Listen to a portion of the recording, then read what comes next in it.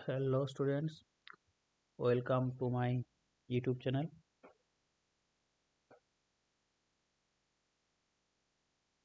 आज मैं ले आया हूँ क्लास 12 के जो model set paper Jharkhand academic council website से जो मॉडल सेट दिया गया है उसी का सॉल्यूशन क्लास 12 का मैथमेटिक्स।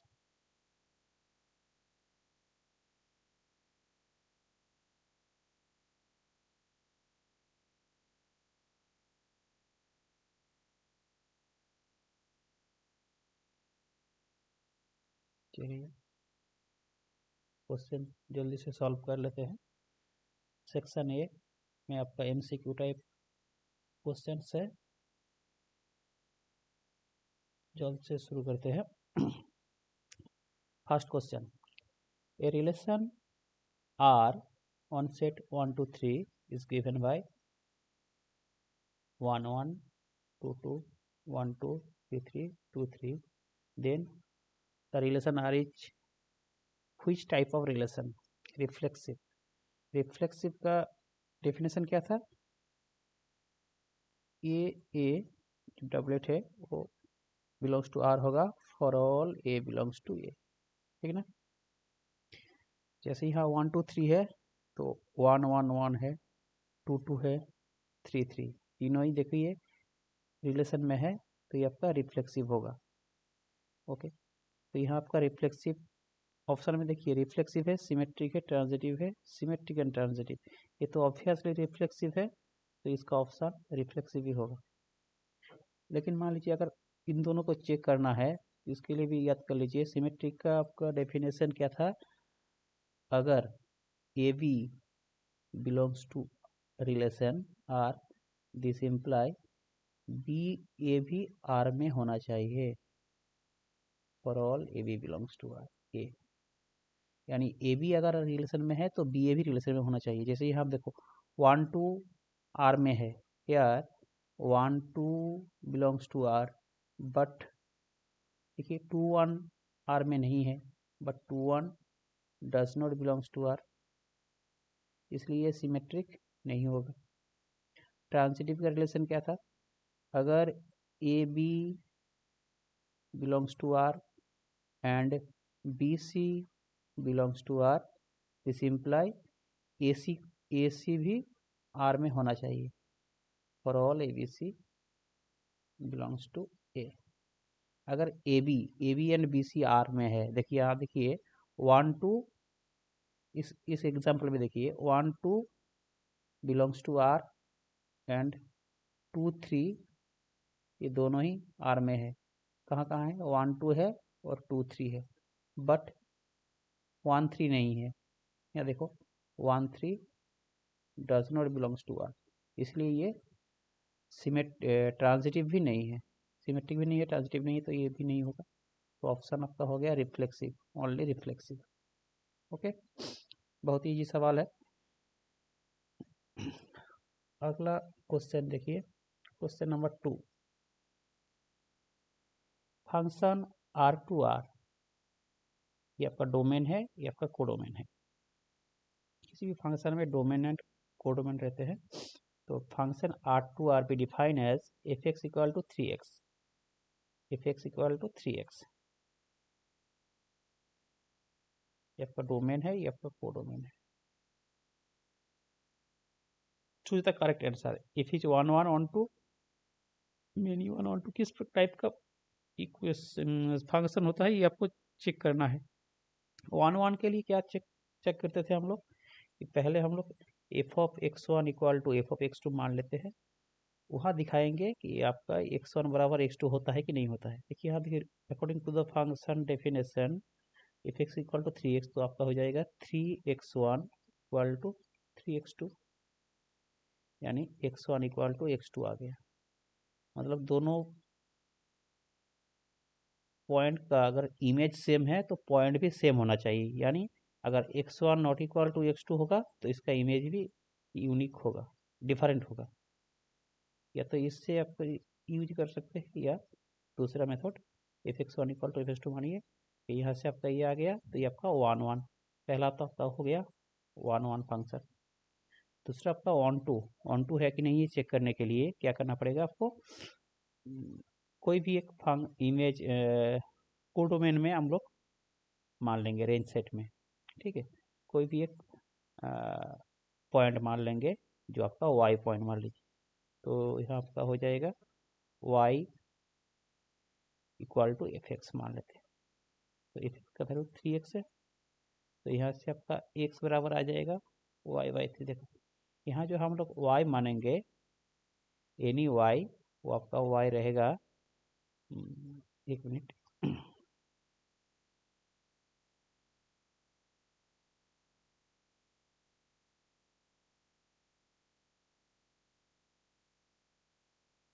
देखिए ऑन टू प्रूफ करने के लिए हमें एक एलिमेंट लेना पड़ेगा कोडोमेन सेट में।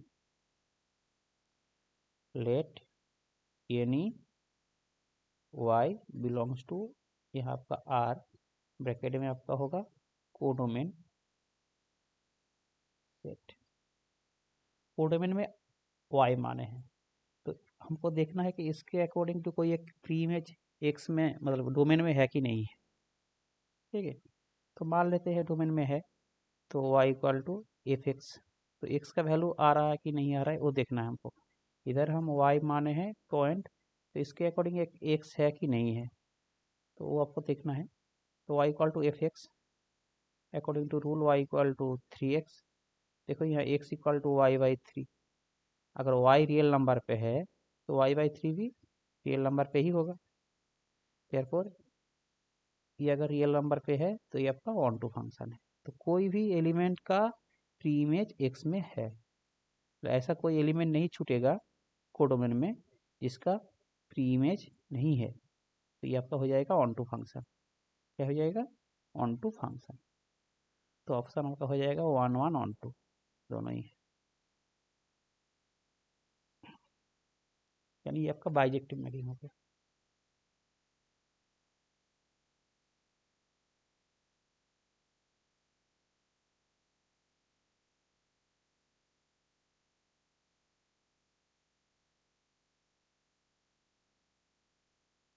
ओके,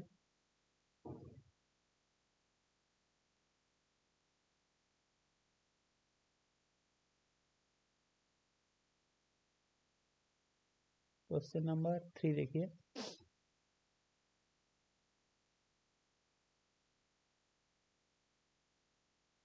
क्वेश्चन नंबर 3 में पूछे है F x equal to X square plus X plus 7, then F not F zero, यानी कॉम्पोजिट फंक्शन पूछे हैं, इसका वैल्यू क्या होगा। देखो एफ नॉट एफ जीरो का फॉर्मूला क्या है, एफ ऑफ एफ जीरो, ठीक ना।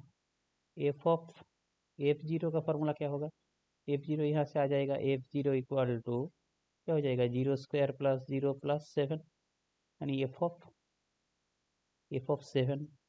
फिर एफ 7 क्या हो जाएगा, 7² प्लस 7 प्लस 7, यानी 49 प्लस 14, यानी 63। ऑप्शन आपका हो जाएगा 63, option B 63। Question number 4। Question number 4 देखिए, principal value of tan inverse -1। जो tan इनवर्स फंक्शन है इनका प्रिंसिपल वैल्यू का रेंज, इसका रेंज कहाँ है, ये जो फंक्शन है इसका रेंज कहाँ है, रेंज आपका इधर tan इनवर्स का वैल्यू प्रिंसिपल वैल्यू आपका -π/2 से π/2 के अंदर रहेगा। कोई भी tan इनवर्स फंक्शन -π/2 से π/2 के अंदर रहेगा। ओके, तो इस अकॉर्डिंग टू आपका वैल्यू जब बात करोगे तो इनका फॉर्मूला क्या हो जाएगा, tan इनवर्स -1 दिया गया है, लिखोगे tan इनवर्स -tan π/4। अब tan π/4 जो है कहाँ कहाँ नेगेटिव होता है, या तो सेकंड क्वाड्रेंट में नेगेटिव होता है, ऑल साइन tan cos, या थर्ड क्वाड्रेंट में नेगेटिव होता है, सॉरी फोर्थ क्वाड्रेंट में। तो π-θ भी हो सकता है, π-π/4। यहाँ आप लोग लिख सकते हो tan इनवर्स tan ऑफ π-π/4 भी हो सकता है और -π/4 भी हो सकता है। देखो पाई माइनस पाई बाई 4 करोगे तो ये आपका बन जाएगा 3 पाई बाई 4, जो इस रेंज में नहीं होगा, इस रेंज में बिलोंग नहीं करेगा रेंज सेट में, ठीक है। लेकिन -पाई/4 इसके अंदर रहेगा, इसीलिए यहाँ लिखना पड़ेगा tan इनवर्स 10 - पाई/4, यानी आपका आंसर हो जाएगा -पाई/4।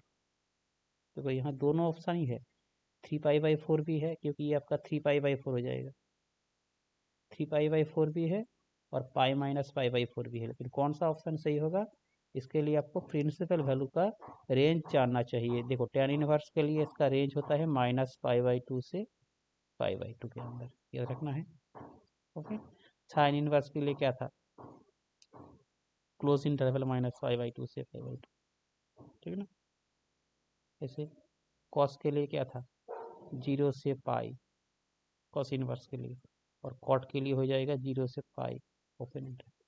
ये आपका कॉस इनवर्स, ये आपका कॉड इनवर्स, ये साइन इनवर्स, ये सब रेंज आपको जानना जरूरी है tan इनवर्स के लिए। तो इसके लिए यहाँ आपका ऑप्शन हो जाएगा -पाई/4, ठीक है। क्वेश्चन नंबर 5 देखो, क्वेश्चन नंबर 5 में तो इसको मिटा देते हैं।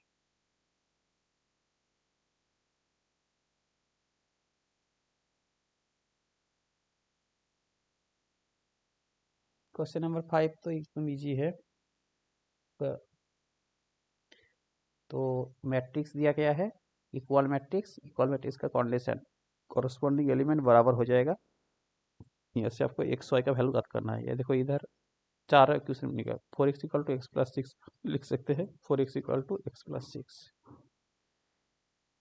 यहाँ से आपको मिल जाएगा 4x - x = 6, यानी 3x = 6, यानी x = 2।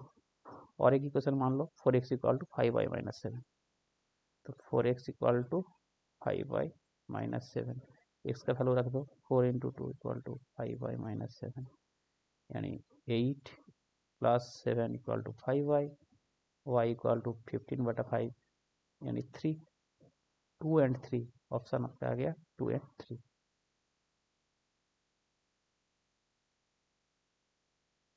अगला सवाल देखिए, if A be N E square matrix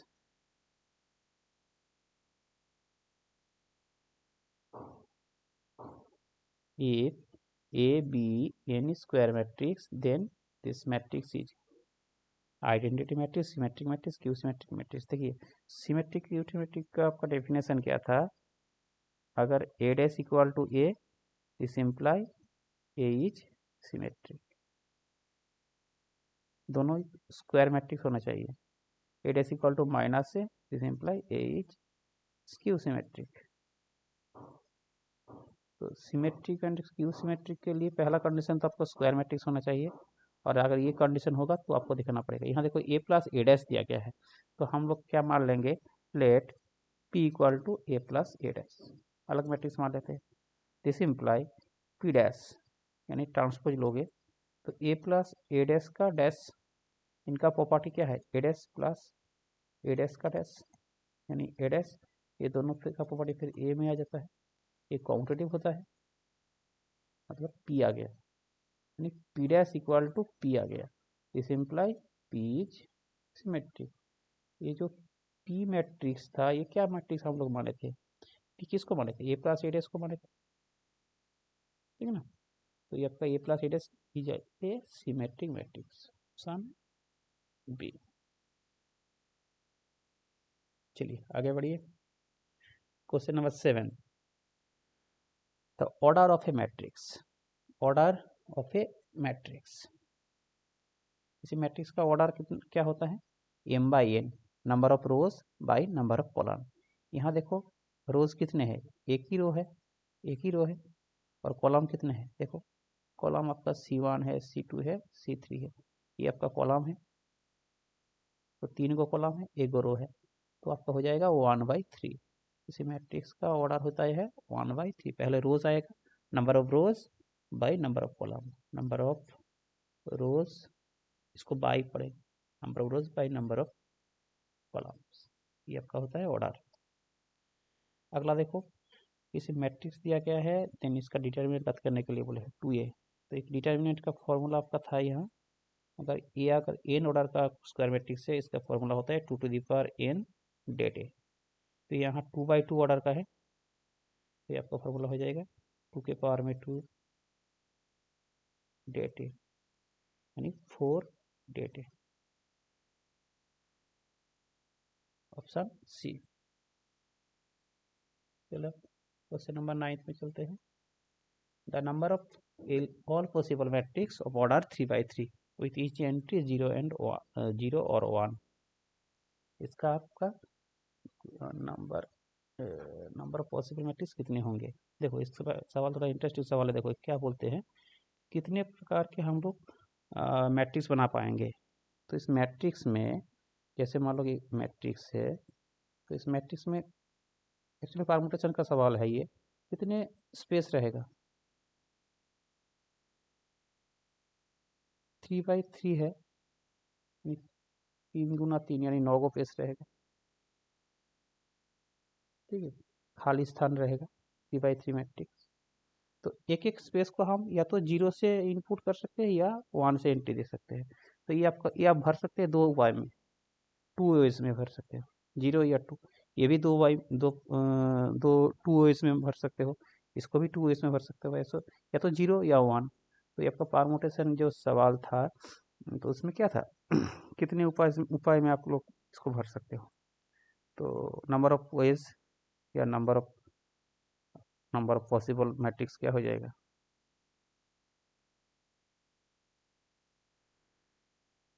पहला स्थान को 2 उपाय में, अगला स्थान को 2 उपाय में, ऐसे करके कितने को 9 को प्लेस है, यानी 2/2 9। यहाँ से आ रहा है 2/9, या आप लोग ऐसे याद रख सकते हो mn 2/3 इंटू 3, ये 2/9। 2/9 कितना होगा 512,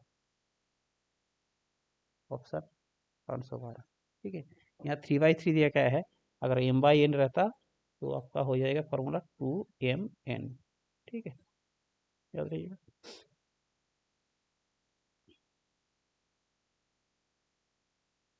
सवाल नंबर 10, इफ डिटर्मिनेंट दिया गया है, इधर मैट्रिक्स नहीं दिया गया है, डिटर्मिनेंट। ठीक है, कोई लोग गलती से अगर मैट्रिक्स बराबर नहीं करना है, डिटर्मिनेंट का एक्सपांडिंग क्या होता है, पहले इस साइड गुना होता है फिर माइनस पर। तो यहाँ से आपका आ जाएगा 10 - 12 इक्वल टू 5x - 6x, यानी 2 equal to -x, this imply x equal to -2। तो ऑप्शन आपका बी आ गया। क्वेश्चन नंबर 11,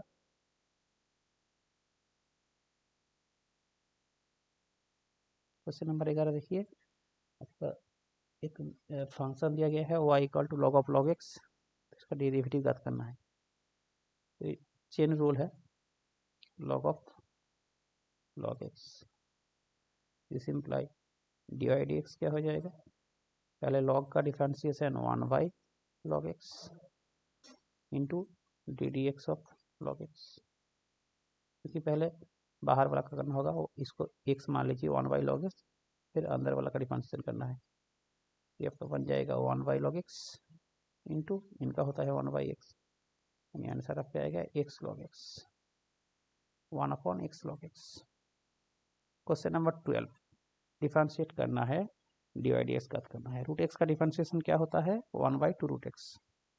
तो जब डिफ्रेंशिएट करोगे 1/2 रूट एक्स प्लस एक्स का 1/2 रूट वाई, फिर वाई का करोगे dy/dx equal to constant term 0। यहाँ से आपका आ जाएगा 1/2 root y dy/dx equal to -1/2 root x, 2 cancel, तो dy/dx आपका आ जाएगा -√y/√x, ऑप्शन नंबर सी। अगला क्वेश्चन 13, d2y/dx2 ज्ञात करने के लिए बोले हैं, 2 बार डेरिवेटिव करना है, देखना है कहाँ आंसर आता है। क्वेश्चन नंबर 13 देखो,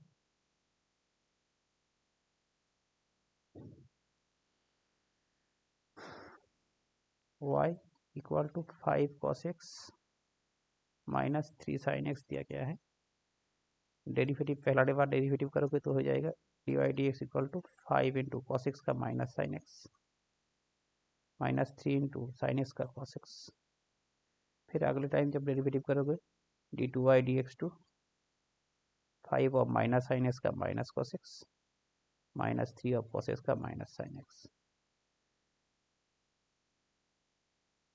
इसको जब सिंप्लीफाई करोगे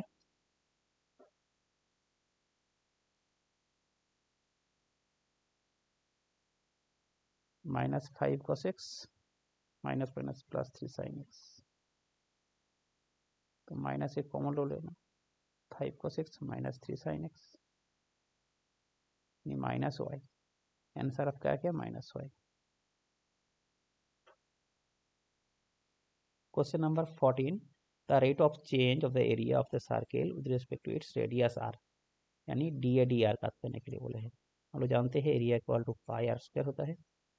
नंबर 1 समीकरण डेरिवेटिव कीजिए D A D R equal to pi, तो कांस्टेंट है बाहर चला जाएगा, आर का होता है 2r, तो यानी आपका आ गया 2 पाई आर। तो d A D r at the rate r equal to 5 centimetre क्या हो जाएगा 2 पाई इंटू 5 यानी 10 पाई डी ए यानी एरिया का सेमी स्क्वायर अपॉन सेमी, तो 10 pi cm square upon cm, यानी क्वेश्चन नंबर 14 का आंसर ऑप्शन ए।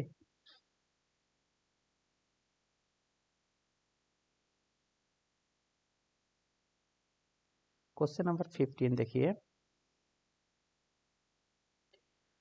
इंटीग्रेशन करने के लिए दिए है dx upon e to the power x, इसको आप लिखोगे 1 by to the power x, इसका एलसीएम करोगे तो e to the power x हो जाएगा, e to the power x का whole square plus 1 upon dx, ऊपर चला जाएगा तो e to the power x upon e to the power x का होल स्क्वायर प्लस 1 dx। अब यहाँ put e to the power x equal to t मान लो, डेरिवेटिव करोगे तो e to the power x का e to the power x into dx dt का 1 into dt, तो देयरफॉर i इक्वल टू हो जाएगा और में आ जाएगा dt, नीचे आ जाएगा टी स्क्वायर प्लस 1, यानी आपका टेन इनवर्स टी का formula tan inverse T plus C, tan inverse T किसको माने थे ई एक्स को माने था E to the power X को, tan inverse E to the power X plus C, यानी ऑप्शन आपका आ गया ए। क्वेश्चन नंबर 16 देखिए, आपको दिया गया है six square x upon cos square x का इंटीग्रेशन। देखो सिक्स स्क्वायर एक्स को आप लिख सकते हो 1 upon cos square x, okay. Sine square x को लिख सकते हो 1 upon sine square x dx। Simplify करोगे तो ऊपर चला जाएगा साइन स्क्वायर एक्स यानी 1 upon cos square x into sine square x upon 1 dx, यानी आपका बन जाएगा टेन स्क्वायर एक्स dx। अब टेन स्क्वायर को आप लिख सकते हो six square x minus 1 into D x. Six square x minus D x का क्या होता है, सिक्स स्क्वायर एक्स अलग से तोड़ दोगे तो six square X D X minus 1 D X, यानी tan X minus X plus C, tan X minus X plus C, option C. Question number 17 देखो, ये आपका इस प्रॉपर्टी से आया है माइनस ए टू ए, बोलो minus a to a f x D x, ये बराबर 2 इसका फंक्शन था, अगर इवन फंक्शन होगा तो होता है 0 to a f x D x, if f is even and 0 होगा इफ एफ इज ऑड। तो हमको बात करना है जो फंक्शन दिया गया है ये इवन है कि ऑड है। तो मान लीजिए f x equal to sine to the power 7x, तो इवन ऑड के लिए क्या करना होता है एफ ऑफ माइनस एक्स का करना होता है, this imply f of minus x क्या हो जाएगा sine of minus x whole to the power 7, और साइन ऑफ माइनस एक्स यानी माइनस साइन एक्स होता है, whole to the power 7, odd number है तो माइनस साइन 7x यानी माइनस x हो गया।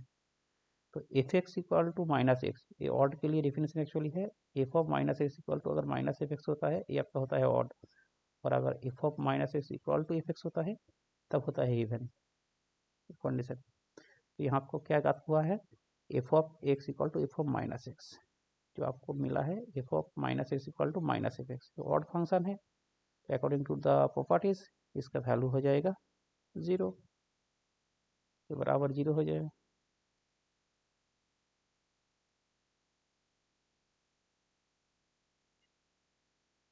चलिए क्वेश्चन नंबर 18 तो आपका फॉर्मूला ही है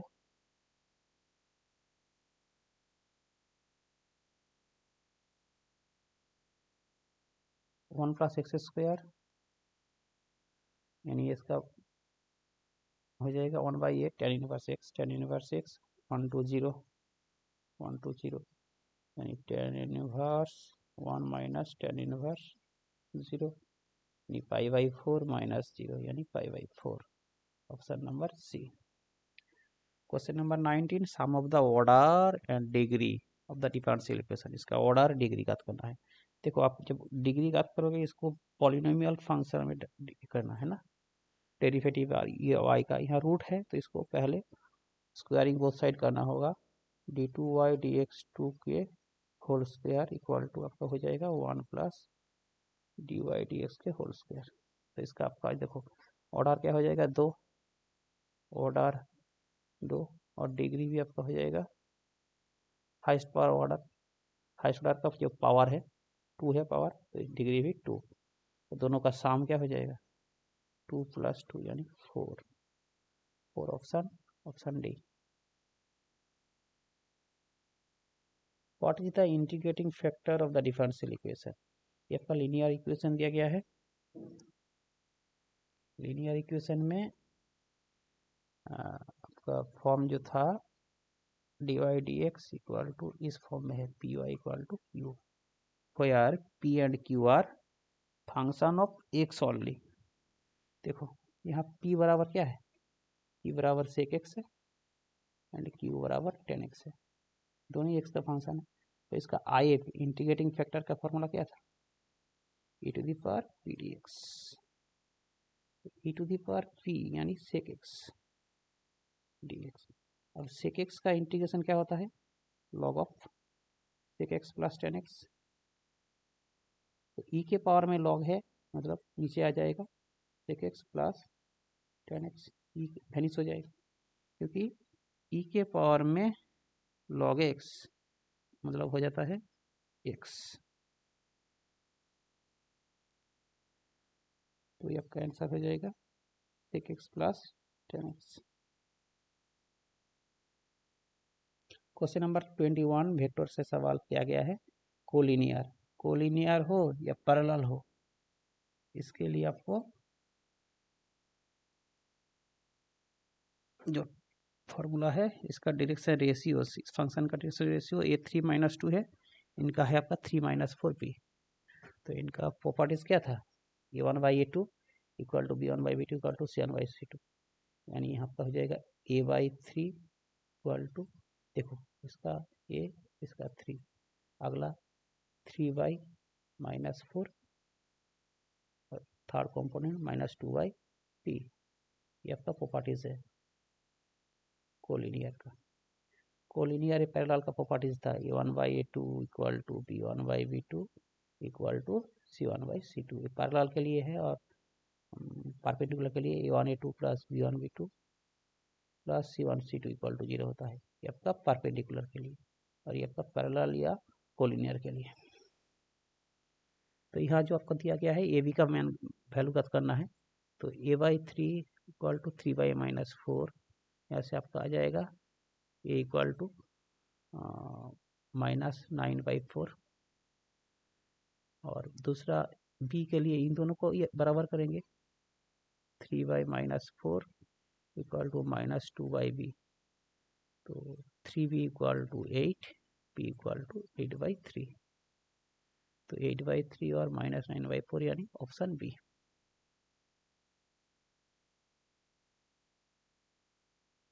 क्वेश्चन नंबर 22 देखो, the value of I dot J cross के, ट्रिपल प्रोडक्ट ये है, स्केलर ट्रिपल प्रोडक्ट आप लोगों के सिलेबस में नहीं है, बट लेकिन क्रॉस प्रोडक्ट से कर पाओगे थोड़ा सा। ये कर लो आई डॉट जे क्रॉस के, जे क्रॉस के कितना होता है, आई वैल्यू होता है, plus J cross J dot I cross के का वैल्यू होता है माइनस के, क्योंकि आपका आई जे के इस फॉर्म में है ना, आई जे का के होता है जे के का, जैसे आई क्रॉस जे का वैल्यू होता है के, जे क्रॉस के का होता है बराबर आई, एंड के क्रॉस आई का होता है जे। बाकी इधर चेंज कर दिए है, आई क्रॉस के क्रॉस आई जे है, तो आई क्रॉस के माइनस जे हो जाएगा, प्लस के डॉट आई जे का वैल्यू होता है ठीक है। अब I dot I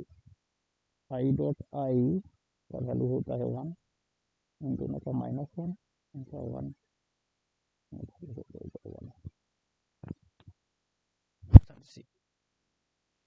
question number 23 देखो, वेक्टर दिया गया है दोनों, इनका डॉट प्रोडक्ट का फॉर्मूला क्या है, a1e2 plus b1b2 plus c1c2, यानी ए डॉट बी बराबर हो जाएगा 5 × 3 प्लस 1 × -4 प्लस -3 × 7, 15 -4 -21, 15 -25 यानी -10 टी। इनका फॉर्मूला होता है a1e2 plus b1b2 plus c1c2, जो आपका परपेंडिकुलर का था, डॉट प्रोडक्ट 0 होता था।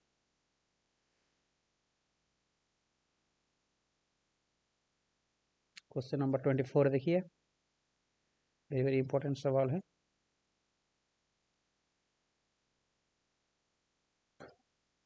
देखो, तो कंडीशन दिया गया है, दोनों नॉन जीरो वेक्टर है, वेक्टर का मॉड्यूलस मैग्नीट्यूड यानी नॉन जीरो है, तो एंड ए क्रॉस बी का वैल्यू जीरो वेक्टर, ए क्रॉस बी अगर बराबर जीरो वेक्टर है तो क्या इंप्लाई करता है, देखो ए क्रॉस बी, इनका मतलब क्या है, ए क्रॉस बी का डेफिनेशन क्या था, mod A mod B sine theta N cap बराबर जीरो वेक्टर। अब बताओ, मॉड ए मॉड बी अगर नॉन जीरो है तो भगा दे सकते हैं, ये आपका बन जाएगा sine theta N cap equal to zero vector. N cap non zero है तो साइन थीटा अगर जीरो होगा तभी ना जीरो वेक्टर होगा, तो this imply sine theta equal to zero कब होता है, अगर थीटा इक्वल टू 0 डिग्री होता है तभी साइन थीटा इक्वल टू 0 होता है। तो थीटा इक्वल टू 0 कब होगा, या तो ये बराबर बी होगा या ए पैरेलल टू बी होगा, तो एक्चुअली पैरेलल टू वाला ही आप बना सकते हो, या तो पैरेलल होगा या कोलिनियर होगा। The direction cosine of the vector r, direction cosine का फॉर्मूला क्या था, डायरेक्शन रेशियो दिया गया है 1 to 2, ये वेक्टर दिया गया है मतलब इसका रेशियो है 1 to 2, तो डायरेक्शन कोसाइन क्या हो जाएगा 1/√1² 2² कॉमा 2/√1² 2², 3 सॉरी फिर से 2/1² 2² यानी 1/4 यानी 1/3 2/3 2/3 डी। क्वेश्चन नंबर 26 देखो, the vector equation of the x axis is, vector equation x axis का वेक्टर इक्वेशन क्या होता है, किसी भी वेक्टर का स्ट्रेट लाइन का इक्वेशन होता है ए प्लस लैम्डा बी, ओके, एक बिंदु से गुजरता है और दूसरे बिंदु का पैरेलल है। एक्स एक्सिस यानी इस प्रकार का एक्सिस याद करो, जो 3 डायमेंशनल एक्सिस है, तो ओरिजिन है यहाँ एक्स, यहाँ वाई, यहाँ जेड, तो इधर क्या आई कैप रहता है, इधर जे कैप रहता है, ऊपर में के कैप रहता है। तो ये एक्सिस जो है ओरिजिन से गुजरता है, यानी 0 वेक्टर 0 बिंदु से गुजरता है, 0 और इसका पैरेलल है वेक्टर आई, वेक्टर का पैरेलल है लैम्डा आई, तो एक्चुअली 0 आई ये आपका हो जाएगा r equal to lambda i, इस फॉर्म में है। आर इक्वल टू आई नहीं, r equal to lambda I.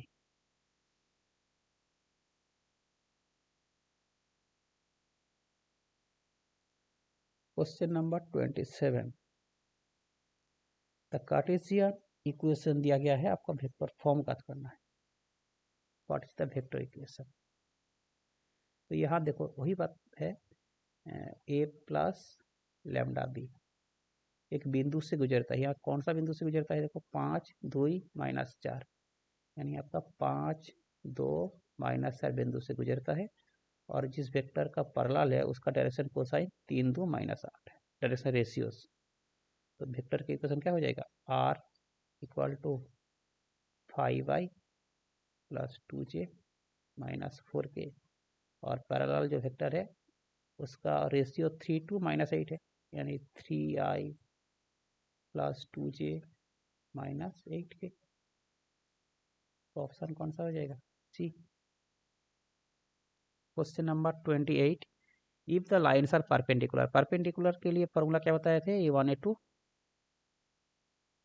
Plus b1 b2 plus c1 c2 equal to 0। दोनों वेक्टर का रेशियोज देखो, ये आपका a1 b1 c1, आपका a2 b2 c2, तो गुना कर दीजिए। 3k into 1 plus 2 into 2k plus 1 into -7, तीनों का वैल्यू 0 होगा, यानी 3k plus 4k -7 equal to 0, यानी 7k इक्वल टू 7, यहाँ से k इक्वल टू 1, इसका वैल्यू हो जाएगा 1। ऑप्शन है होना चाहिए, k का वैल्यू 1 है, हम लोगों का आया है 1। क्वेश्चन नंबर 29, 29 में देखो P ऑफ ए बार दिया गया है 0.2। यहाँ से आप बात कर सकते हो P ऑफ ए क्या हो जाएगा? 1 माइनस पी ऑफ ए बार, यानी 1 माइनस 0.2 यानी 0.8। अब आपका क्या दिया गया है? P B A, P of P condition ये दिया गया है 0.4। इनका फॉर्मूला क्या है? P of A intersection B upon P A equal to 0.4, यानी P of A intersection B गुना कर दोगे तो हो जाएगा 0.4 into P A. P A का वैल्यू अभी बात किए हैं 0.8, तो 0.4 इंटू 0.8 0.32। और आपको पूछे है P of A condition B ज्ञात करने के लिए पूछे है। तो P of A condition B का फॉर्मूला क्या है? A condition B P of A intersection B upon P B, जो कंडीशन है वो नीचे रहता है।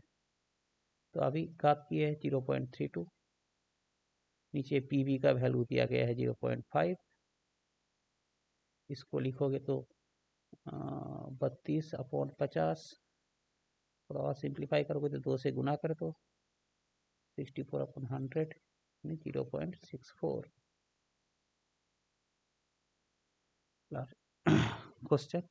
क्वेश्चन नंबर देखो 30, if A and B are independent event then which is not true. Independent के लिए देखिए, इंडिपेंडेंट के लिए थ्योरम था, दो इवेंट इंडिपेंडेंट होगा देन ए इंटरसेक्शन बी अब क्या होता है? P A equal to P B. और एक थ्योरम था, अगर ए बी इंडिपेंडेंट है this imply A bar B, ये भी इंडिपेंडेंट होगा, पहला कंडीशन।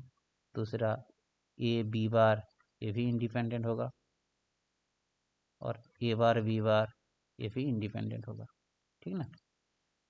तो यहाँ देखो पहला कंडीशन के लिए ये ट्रू है, ये आपका ट्रू।